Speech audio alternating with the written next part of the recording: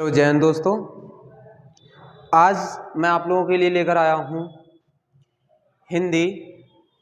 हिंदी में मैंने आप लोगों के लिए व्याकरण के 3 प्रकार बताए थे, जो मैंने बताए थे आपको वर्ण विचार, शब्द विचार और वाक्य विचार। तो मैं आप लोगों को बता दूं कि मैंने आप लोगों के लिए वर्ण विचार करा दिए हैं और आगे आज हम लेकर आए हैं आप लोगों के लिए शब्द विचार। क्या लेकर आए हैं? शब्द विचार लेकर आए हैं हिंदी में। चलिए, शब्द विचार लेकर आए हैं हम किस में? हिंदी में लेकर आए हैं दोस्तों। ठीक है, हिंदी में लेकर आए हैं आपको शब्द विचार। ठीक, और शब्द विचार की हम बात करें तो शब्द की परिभाषा सबसे महत्वपूर्ण होती है कि शब्द की परिभाषा क्या कहती है। तो शब्द की परिभाषा है 2 या 2 से अधिक अक्षरों के मेल से मिलने वाले नए अर्थ को हम क्या कहते हैं? शब्द कहते हैं। मतलब कि जो नया अर्थ निकले उसे हम क्या कहते हैं? शब्द कहते हैं। शब्द 2 या 2 से अधिक अक्षरों से मिलकर बनता है। ठीक है, चलिए इसमें पहले मैं बता दूं कि शब्द विचार जो है, तो शब्द विचार में हमारे भाषा के अंग कितने हैं? भाषा जो हम बोलते हैं वो भाषा अंग कितने प्रकार से हो जाते हैं? तो अंग होते हैं तुम्हारे कितने प्रकार के? 3 प्रकार के अंग होते हैं, जो मैंने अभी बताया था आप लोगों को, वर्ण, और दूसरा बताया था शब्द विचार, तीसरा बताया था वाक्य विचार। ठीक है, वाक्य जो मिलकर बनता है वो 2 या 2 से अधिक शब्दों से मिलकर बनता है, और शब्द 2 या 2 से अधिक वर्णों के मेल से शब्द बनता है। ठीक है, 2 या 2 से अधिक वर्णों के मेल से शब्द बनता है, और वाक्य जो बनता है 2 या 2 से अधिक शब्दों के मेल से वाक्य बनता है। ठीक है, यहाँ कोई वर्ड की वैल्यू नहीं होती है, शब्द और वाक्य की वैल्यू होती है। भाषा के अंग 3 होते हैं, आप समझ जाइए। ठीक है, वाक्य शब्दों के सार्थक योग से बनता है। वाक्य क्या बनता है? वाक्य मतलब कि शब्दों के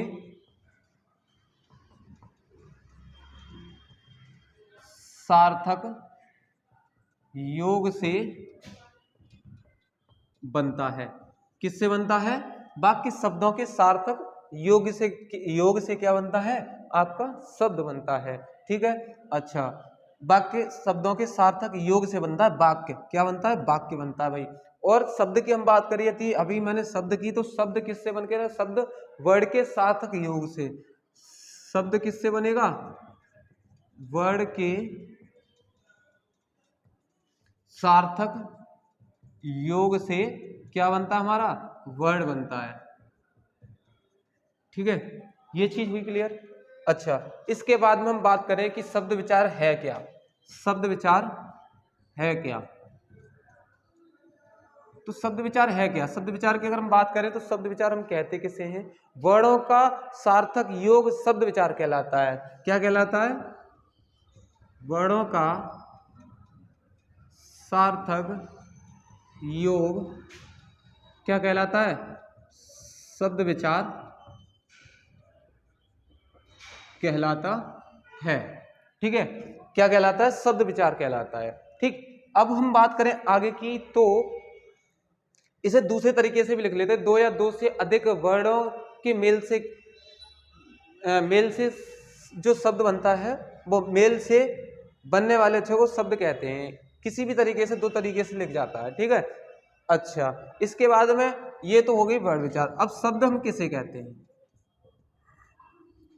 शब्द की हम बात कर लेते हैं। तो शब्द हम किसे कहते हैं भाई?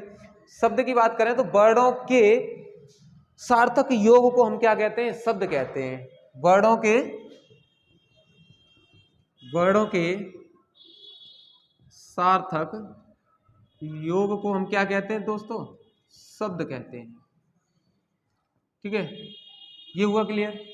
अच्छा, जैसे मान लो शब्द हमने मिक्स किया, वो कैसे? जैसे मान लो कम को हम करें का प्लस आ प्लस माँ प्लस आ, तो ये माँ और का आधा आधा है। ठीक है, तो ये क्या बन जाएगा? कम बन जाएगा। ठीक है, इस तरीके से वर्णों का सार्थक योग, वर्णों के सार्थक योग को हम क्या कहते हैं? शब्द कहते हैं। ये शब्द बना, इसे हम क्या कहते हैं? शब्द कहते हैं। ठीक है, जैसे और भी शब्द होते हैं, थोड़ा, ठीक है, कम, कम जो होता है इसे हम क्या दूसरे नाम से भी जानते हैं, थोड़ा, या फिर हम जानते हैं अल्प, ठीक है, 2-3 नाम से जानते हैं, कम या थोड़ा या अल्प, ठीक है। इसके बाद में हम बात करें आगे की, तो अर्थ के आधार पर भाषा की सबसे छोटी इकाई क्या कहलाती है, बताइए। चलिए, वर्ड के आधार पर, वर्ड के आधार पर भाषा की सबसे छोटी इकाई बताइए। भाषा की सबसे छोटी इकाई क्या कहलाएगी? वर्ड के आधार पर भाषा की सबसे छोटी इकाई क्या कहलाएगी? तो इसकी अगर हम बात करें तो ये आपकी कहलाती है, क्या कहलाती है दोस्तों? शब्द कहलाती है। क्या कहलाती है? शब्द कहलाती है, ठीक है। क्या कहलाती है? शब्द कहलाती है, ठीक। अब बात करें हम आगे की, तो अर्थ के आधार पर भाषा की कितनी इकाइयां हैं?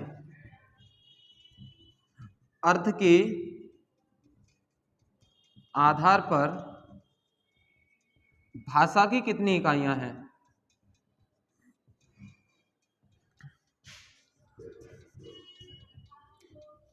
तो कितनी इकाई है? चलिए तो बताइए, अर्थ के आधार पर भाषा की कितनी इकाई होती हैं? तो इसकी बात करें दोस्तों तो ये होती हैं आपकी 2। कौन कौन सी 2 होती हैं? ये होती हैं 2, और होती कौन कौन सी हैं इसकी बात करें तो नंबर 1 आ जाता है आपका शब्द, और नंबर 2 आ जाता है आपका वाक्य, ठीक है। हो यहां तक है? हो तो समझ में आए हो?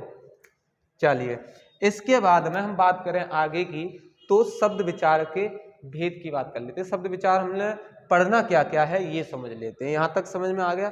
इसको स्क्रीनशॉट ले लीजिए। चलिए आगे चलते हैं, ठीक है। ले लिया होगा स्क्रीनशॉट, ठीक है। चलिए,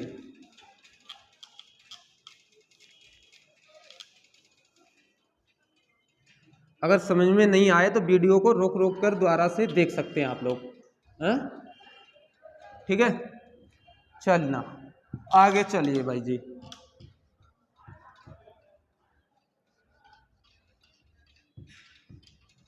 हाँ जी, आगे क्या होता है जी?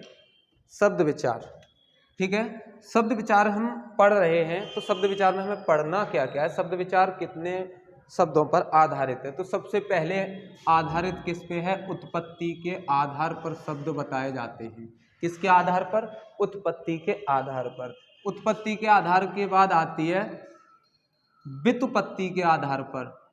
व्युत्पत्ति के आधार पर, व्युत्पत्ति के आधार पर आता है, ठीक है। उसके बाद हमारा आता है अर्थ के आधार पर आ जाता है। किसके आधार पर आता है? अर्थ के आधार पर आ जाता है, हमें इसको पढ़ना है। फिर आ जाता है विकार के आधार पर, इसको भी हमें पढ़ना है। इस तरीके से कितने हो गए आपके भाई दोस्तों? 4 हो गए हैं, इसको हमें समझना है, ठीक है। अब हम बात करें उत्पत्ति के आधार पर, तो उत्पत्ति के आधार पर कितने होते हैं? उत्पत्ति के आधार पर हम देख लें तो होता है आपका, कौन कौन से होते हैं? तत्सम होते हैं, तद्भव होते हैं, और कौन कौन से होते हैं? देशज होते हैं और विदेशज होते हैं। विदेशज को ही हम दूसरे नाम से किससे जानते हैं? आगत के नाम से जानते हैं। किसके नाम से? आगत के नाम से जानते हैं, आए हुए शब्द के नाम से जानते हैं। और आपका अगला होता है संकर शब्द, ठीक है। कौन से होते हैं? संकर शब्द। तो कितने हो गए? 2, 4 और 1 5। इसके कितने होते हैं? 5 होते हैं, ठीक है। अच्छा, व्युत्पत्ति के आधार पर की बात करें हम दोस्तों, तो व्युत्पत्ति के आधार पर होते हैं आपके कौन कौन से? जैसे कि रूढ़ शब्द और यौगिक शब्द, और होता है आपका योग रूढ़ शब्द, ठीक है। रूढ़ शब्द, यौगिक शब्द और योग रूढ़ शब्द, इसके कितने हो गए दोस्तों? तो 3 हो गए। अच्छा, हमें अर्थ के आधार पर पढ़ने हो तो अर्थ के आधार पर कितने होते हैं दोस्तों? तो अर्थ के आधार की बात करें तो एक होता है सार्थक, एक होता है निरर्थक। तो इसके हो गए 2। कितने हो गए? इसके 2 हो गए प्रकार भाई। और हमें विकार के आधार पर पढ़ने हो तो विकार के आधार पे हम कौन कौन से पढ़ेंगे? तो विकार के आधार पर हम पढ़ेंगे विकारी शब्द और अविकारी शब्द। विकारी शब्द पढ़ेंगे और अविकारी शब्द पढ़ेंगे। इसके बाद में हम क्या चीज पढ़ेंगे, इसके बाद में अविकारी में हम पढ़ेंगे क्रिया विशेषण पढ़ेंगे। ठीक है, क्या पढ़ेंगे, क्रिया विशेषण पढ़ेंगे। और यहाँ हम ये आपके दो हो गए हैं विकारी के आधार पर। और इसकी अगर हम बात करें तो व्युत्पत्ति के आधार पर और क्या क्या हम पढ़ेंगे, तो व्युत्पत्ति के आधार पर की बात करें तो हम मान लेते हैं लिंग, और मान लेते हैं वचन, और मान लेते हैं हम काल। ठीक है, लिंग वचन काल और कारक, ये चीज हमें समझनी होगी। लिंग वचन काल कारक अगर आपको इधर दिखाई नहीं दे रही हो तो मैं इधर लिख दे रहा हूँ, इधर लिख देता हूँ। क्या क्या पढ़ना है हमें, लिंग पढ़ना है, वचन पढ़ना है, और काल पढ़ना है, और कारक पढ़ना है। ठीक है, ये आपकी क्लियर हुई। अगर हम लिंग की बात करें तो हिंदी में लिंग कितने होते हैं, तो हिंदी में लिंग आपके दो होते हैं। और दो होते कौन कौन से हैं, इसकी बात करें तो एक होता है स्त्रीलिंग और एक होता है पुल्लिंग। ठीक है, एक स्त्रीलिंग होता है और एक पुल्लिंग होता है। ठीक है, वचन की बात करें तो हिंदी संस्कृत में आपके तीन होंगे। संस्कृत में कितने होंगे, संस्कृत की हम बात करें तो संस्कृत में आपके तीन होंगे। कौन कौन से होंगे, एक, चलिए थोड़ी सी प्रॉब्लम हो गई, कोई नहीं, देखते हैं। तो मैं यहाँ बता रहा था कि लिंग और वचन काल कारक, तो इसके आधार पर मैंने कितने बताए थे, व्युत्पत्ति या व्युत्पत्ति के आधार पर जो बताए थे लिंग वचन काल कारक। तो लिंग हमारे हिंदी में होते हैं दो, स्त्रीलिंग और पुल्लिंग, और संस्कृत में होते हैं स्त्रीलिंग और पुल्लिंग और नपुंसकलिंग।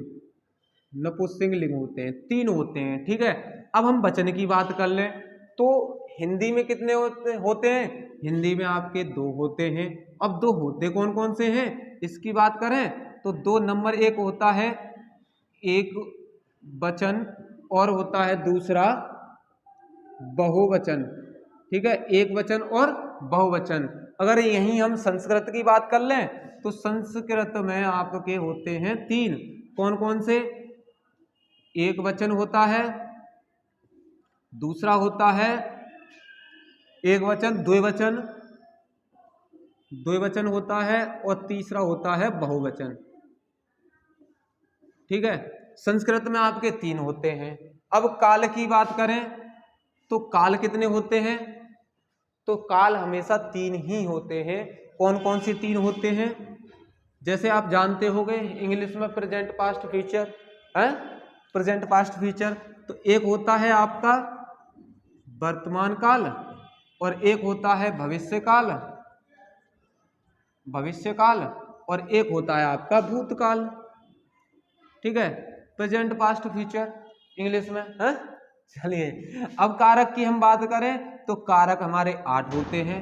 कौन कौन से 8 होते हैं, तो जैसे कर्ता कारक, ठीक है, कर्ता ने कर्म, कर्म कारक, कर्ता कारक, और संबंध कारक, संबोधक कारक है, ये क्या होते हैं, कारक होते हैं। इस प्रकार से 8 कारक होते हैं। ठीक है, यहाँ तक समझ में आया आपके। चलिए आगे हम बात कर रहे थे यहाँ पर क्रिया विशेषण पर। ठीक है, इतना समझ में आया, चलिए आयो, चलिए आ तो गो भैया समझ में।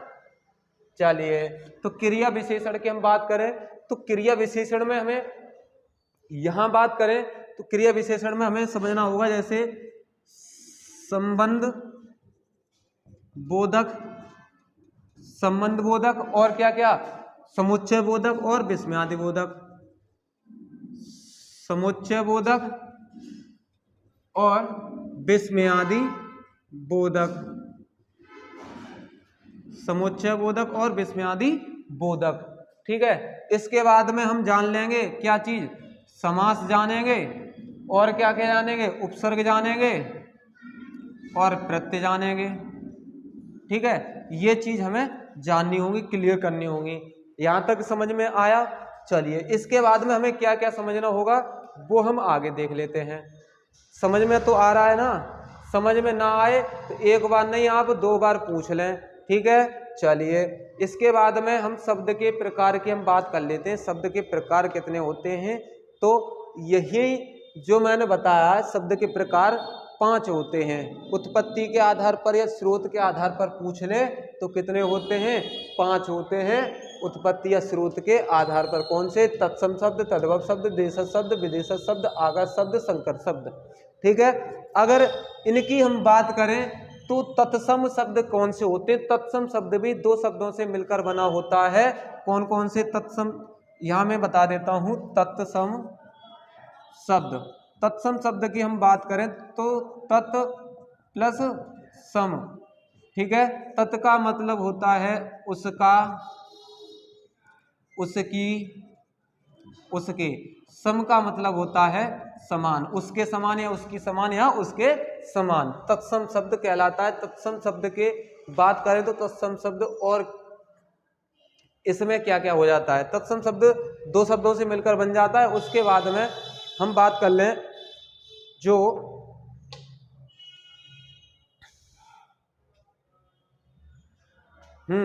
तत्सम शब्द कितने शब्दों से मिलकर बना है, 2 शब्दों से मिलकर बना है। तो इसमें हम बात करें आगे की तो तत्सम शब्द की साथ साथ तत्सम शब्द अर्थात मतलब कि कौन से शब्द होते हैं, वे शब्द जो संस्कृत भाषा से बिना रूप परिवर्तन किए किस में आए हैं, आपके हिंदी में आए हुए, बिना रूप परिवर्तन किए हुए किस में आ गए, हिंदी में आ गए हैं। जैसे मान लो कैसे कैसे शब्द आते हैं, जैसे कि अमृत, जैसे अमृत, अमृत क्या है, संस्कृत का शब्द है और हिंदी भाषा में आया है। और जैसे कि मान लो अग्नि, ठीक है, ये शब्द किस में आए हुए, संस्कृत में, वो हाँ हिंदी में आए हुए संस्कृत भाषा से, ठीक है। इसके बाद में अब आते किस तरीके से हैं, अगर हम उसकी बात करें तो उसमें देख लेते हैं क्या क्या किस तरीके से आता है। जैसे मान लो हिंदी के कुछ, जो हिंदी की मूल भाषा किसे कहा जाता है, जननी किसे कहा जाता है, तो वो कहा जाता है किसको, संस्कृत को। जो हिंदी की जननी है वो कौन सी है, आपकी संस्कृत। और संस्कृत के बाद जो हमारी भाषा मिलती है वो किस में मिलती है, हमारी वैदिक और किस में, लौकिक में। किस में मिलती है, वैदिक में मिलेगी, वैदिक की लौकिक में मिलेगी और लौकिक की पाली में मिलेगी, पाली की किस में मिलेगी, हमारी संस्कृत, वैदिक, लौकिक, पाली और प्राकृत अपभ्रंश किस किस में, प्राकृत और मिलता है अपभ्रंश और मिलता है सौर सैनी, ठीक है। इसके बाद आ जाती है हिंदी, ठीक है। तो हिंदी जो मिलकर बनती है वो अपभ्रंश सौर सैनी से मिलकर बनती है हिंदी। और हिंदी के शब्द हमारे किस में मिल जाते हैं, अपभ्रंश में। और अपभ्रंश के कुछ शब्द हमारे किस में मिल जाते हैं, प्राकृत भाषा में मिल जाते हैं। और प्राकृत भाषा के शब्द हमारे मिलते हैं किस में, पाली भाषा में मिलते हैं। और पाली भाषा की अगर हम बात करें तो पाली भाषा के शब्द किस में मिल जाते हैं, लौकिक संस्कृत में मिल जाते हैं। और लौकिक संस्कृत की हम बात करें तो ये शब्द मिल जाते हैं वैदिक संस्कृत में। वैदिक संस्कृत की बात करें तो ये शब्द मिलते हैं संस्कृत में। इस तरीके से क्रम चलता है, संस्कृत के कुछ शब्द आए वैदिक में और वैदिक के संस्कृत कुछ शब्द आए लौकिक में और लौकिक के कुछ शब्द आए पाली में और पाली के कुछ शब्द आए प्राकृत में, प्राकृत के कुछ शब्द आए अपभ्रंश में और अपभ्रंश के बाद कुछ आए शब्द सौर सैनी में और कुछ शब्द हिंदी में, ठीक है। तो इस तरीके से ये क्रम होता है। यहाँ तक समझ में आ गया आप लोगों के, ठीक है। हिंदी का जो जनन कहाँ से हुआ है, तो हिंदी का जनन अगर पूछ लिया जाए तो अपभ्रंश सौर सैनी से हुआ है। किससे हुआ है, अपभ्रंश सौर सैनी से हुआ है हिंदी का जनन, ठीक है। वे शब्द जैसे कि तैसे हिंदी भाषा में आ जाते हैं वो क्या कहलाते हैं, हमारे तत्सम शब्द कहलाते हैं। यहां तक समझ में आया। यही मैंने एक शब्द और बताया था, संयुक्ताक्षर। संयुक्ताक्षर कितनी, संयुक्ताक्षर की संख्या कितनी होती है, तो संयुक्ताक्षर की संख्या होती है तो आपकी 4। और जो संयुक्ताक्षर की संख्या जो 4 होती है वो संयुक्ताक्षर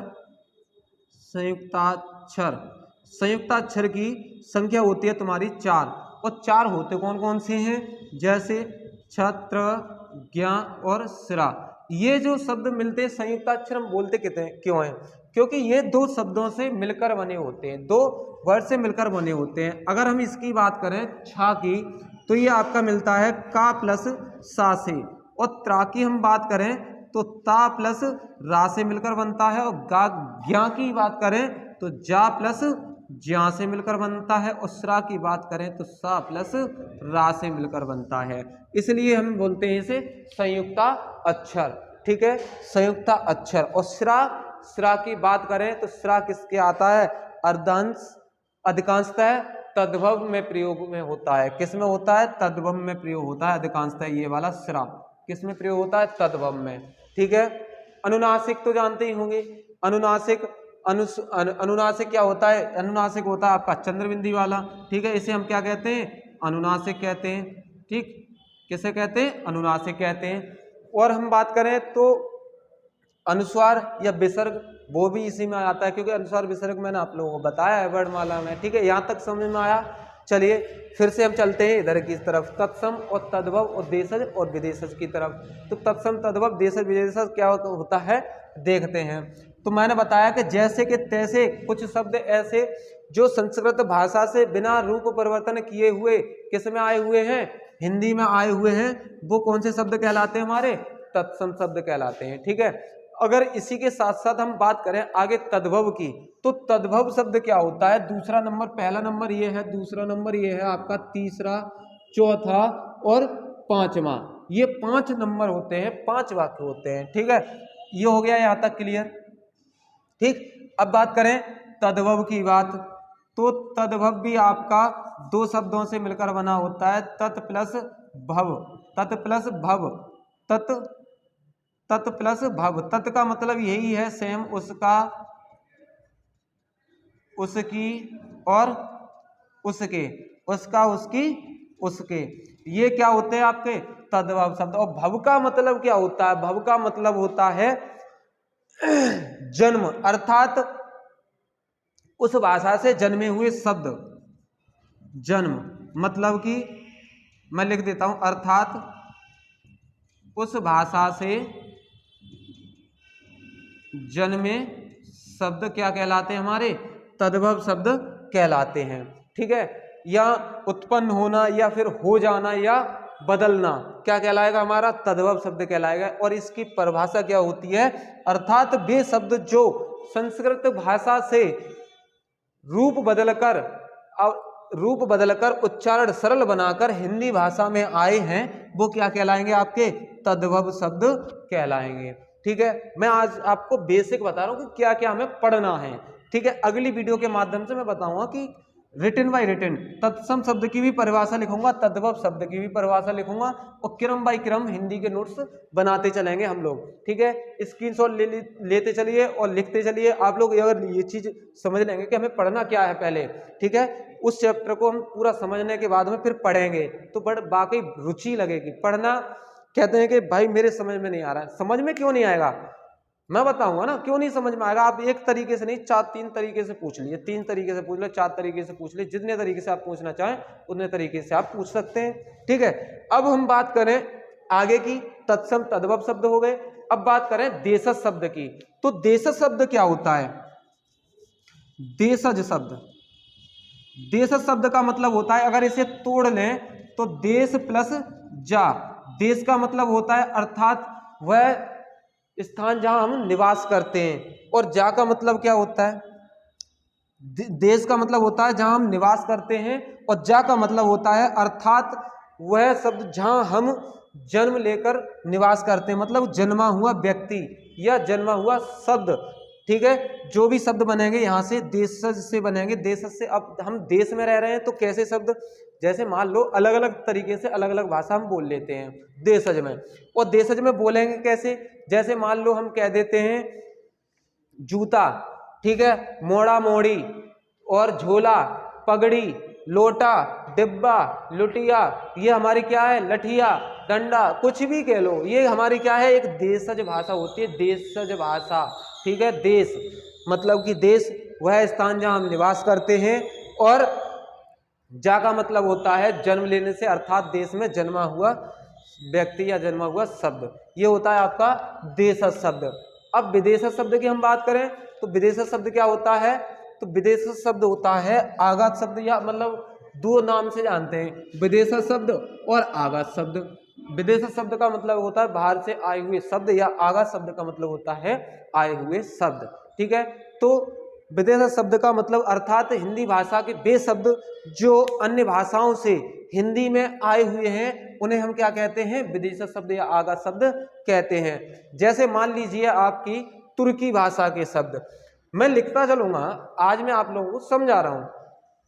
ठीक है, अगर हम बात करें जैसे अलग अलग देश से कैसे शब्द आए हैं, जैसे मान लीजिए जापान से क्या शब्द आया है आपका, रिक्शा है, कई शब्द हैं रिक्शा वगैरह। ठीक है, तुर्की की बात करें तो कालीन है, ताश है, चम्मच है, कैंची है, बीबी है, बेगम है, और क्या कारतूस है और तमाशा है, बहुत सारे शब्द आए हुए हैं। ठीक है, तुर्की से। अरबी की बात करें तो अरबी से है, जैसे मान लीजिए अदालत है, गरीब है, और फौज है, जहाज है। ठीक है, इस तरीके के शब्द आते हैं। पुर्तगालिनी की बात करें तो पुर्तगालिन से भी कुछ शब्द आए हैं। पुर्तगालिनी के शब्द कौन कौन से होते हैं, जैसे कि मान लीजिए पिस्तौल, तौलिया, अलमारी, ये किसके हैं, बाल्टी, कमरा, ये आपके हैं किसके, पुर्तगालिनी के शब्द हैं। ठीक है, इस तरीके से फ्रांसीसी शब्द आए हैं। फ्रांसीसी शब्द जैसे कारतूस, कूपन, ये जो कूपन हम घिस के डालते थे ना फोन में, रिचार्ज करते थे 10 रुपए वाला, वो कूपन शब्द, ये का शब्द कहाँ से आए हैं, फ्रांसीसी भाषा से आए हुए हैं। ठीक है, अब यहां तक समझ में आ गया। अब बात कर ले हम संकर शब्द की, तो संकर शब्द कौन से होते हैं। संकर शब्द की अगर हम बात करें तो संकर शब्द वे शब्द जो संकर शब्द का तात्पर्य होता, मतलब क्या होता है, मिला हुआ, दो शब्दों से मेल खाए हुए। जैसे अर्थात जो शब्द दो विभिन्न भाषाओं के शब्दों के मेल से बनते हैं वो क्या कहलाते हैं, हमारे संकर शब्द कहलाते हैं। दो भाषाओं के मेल से बनेंगे वो संकर शब्द कहलाएंगे।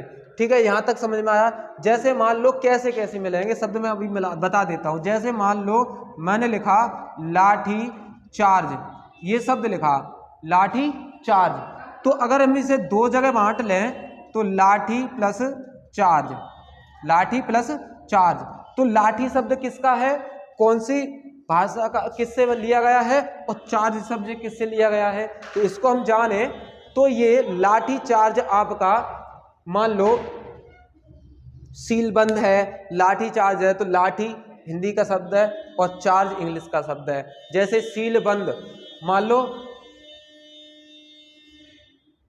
सही है, ये हिंदी का शब्द है आपका और ये आपका अंग्रेजी का शब्द है। ठीक है, इसी तरीके से कई सारे शब्द हो जाते हैं। जैसे सील बंद, सील प्लस बंद, तो सील शब्द कहाँ का है और बंद शब्द कहाँ का है, तो सील है अंग्रेजी का और बंद है फारसी का। ठीक है, ये है आपका अंग्रेजी और ये है फारसी। ठीक है, इस तरीके से ये शब्द बन जाते हैं। यहाँ तक समझ में आ गया, यहाँ तक समझ में आ गया। ठीक है, अब हम बात करें विकारी और अविकारी शब्द की, तो विकारी और अविकारी शब्द और रूढ़ शब्द, यौगिक शब्द, योग रूढ़ शब्द, सार्थक शब्द, निरर्थक शब्द। सार्थक निरर्थक तो हर कोई जानता है। सार्थक और निरर्थक होते क्या है, मैं आप लोगों को बता दूं कि जिन शब्दों का सही अर्थ निकलता हो तो वो कौन से कहलाते हैं, सार्थक शब्द कहलाते हैं। और जिन शब्दों से कोई सार्थक अर्थ ना निकले उसे हम क्या कहते हैं, निरर्थक शब्द कहते हैं। जैसे कि सार्थक और निरर्थक, ये सार्थक और निरर्थक को दो भागों में बांट लें। जैसे कि मान लो कपड़ा, कपड़ा को हम निरर्थक में कह देते हैं फपड़ा। ठीक है, रोटी को कह देते हैं, यहाँ रोटी जो शब्द है रोटी को कह देते हैं फोटी, और चाय को कह देते हैं हम साय। इस तरीके से सार्थक और निरर्थक शब्द बन जाते हैं। ठीक है, विकारी और अविकारी और रूढ़, यौगिक और योग रूढ़ शब्द अगली वीडियो के माध्यम से हम सारे शब्द बताएंगे और विद डेफिनेशन के बाद तहत बताएंगे। तो आप लोगों को आज की वीडियो कैसी लगी कमेंट बॉक्स में बताएं, कमेंट बॉक्स में बताएं। अगर वीडियो वाकई अच्छी लगी हो तो ना तो ज़्यादा से ज़्यादा शेयर करें आप लोग। ठीक है, चलिए मिलेंगे दोस्तों नई वीडियो के साथ, नए इंटरेस्ट के साथ में। ठीक है, तो आज के लिए यहीं तक, जय हिंद दोस्तों।